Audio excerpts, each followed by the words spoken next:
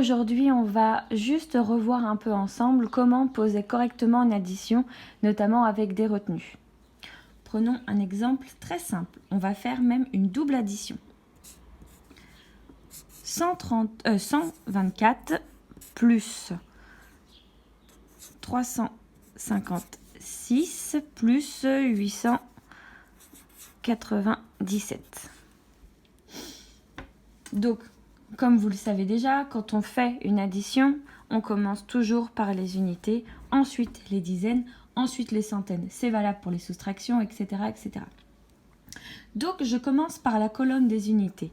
Et je vous recommande à chaque fois de bien aligner mettre bien en colonne en tout cas les unités, les dizaines et les centaines. Parce que c'est comme ça que souvent on a des erreurs de calcul. Parce que vous savez faire, mais vous appliquez mal parfois la méthode. Donc il vous faut dessiner des colonnes, n'hésitez pas à dessiner des colonnes.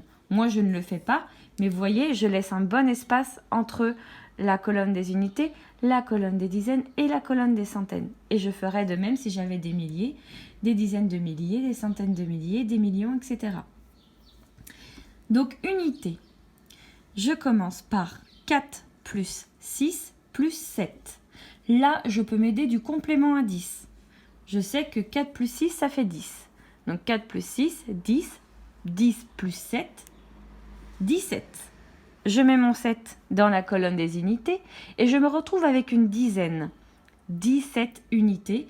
J'ai une dizaine dans 17 unités, donc je la mets dans la colonne des dizaines. Donc maintenant, ça fait 1 plus 2 plus 5 plus 9. Là, pareil, je peux me servir du complément à 10. Je sais que 1 plus 9, ça fait 10. 1 plus 9, ça fait 10. 10 plus 2, 12. 12 plus 5, 17. Encore 17. J'ai 17 dizaines. 17 dizaines. Donc je mets le 7 dans la colonne des dizaines. Et dans 17 dizaines, c'est 170 unités. Ça veut dire que j'ai une centaine que je vais mettre en retenue. On continue. Ici, j'ai 1 plus 1 plus 3 plus 8. 1 plus 1, ça fait 2. Tiens, on peut encore reprendre le complément 10. 2 plus 8, ça fait 10.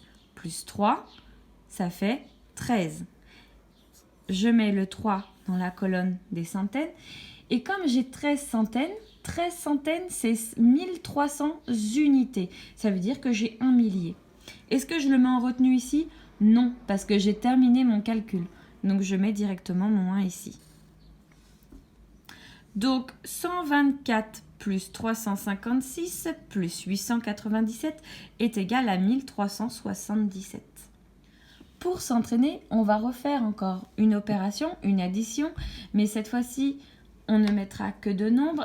Par contre, on a une quatrième colonne qui est la colonne des milliers. Donc, je répète, colonne des unités, dizaines, centaines et milliers. Prenons 1234 plus 5678. Par quoi je commence? Je commence par la colonne des unités. 4 plus 8, ça fait 12. 12, je mets 2 en unité parce que j'ai 12 unités. Et dans 12 unités, j'ai une dizaine que je vais mettre dans la colonne des dizaines. Ici, j'ai dans la colonne des dizaines, vu que j'ai terminé la colonne des unités, j'ai 1 plus 3 plus 7. Là encore, je peux utiliser le complément à 10 pour m'aider à calculer rapidement. Je sais que 7 plus 3, ça fait 10. Donc 10 plus 1, ça fait 11. J'ai 11 dizaines. Donc je mets une dizaine ici. Et comme 11 dizaines, c'est 110 unités, ça veut dire que j'ai une centaine. La centaine, je la mets dans la colonne des centaines. Donc j'ai fait le calcul de la colonne des dizaines, je passe à la colonne des centaines. 1 plus 2 plus 6, Donc 1 plus 2, 3. 3 plus 6, 9. Là, je n'ai pas de retenue. J'ai terminé la colonne des centaines, je passe à la colonne des milliers. Et là, c'est simple, 1 plus 5 est égal à 6. Donc, 1234 plus 5678 est égal à 6912. À vous de jouer.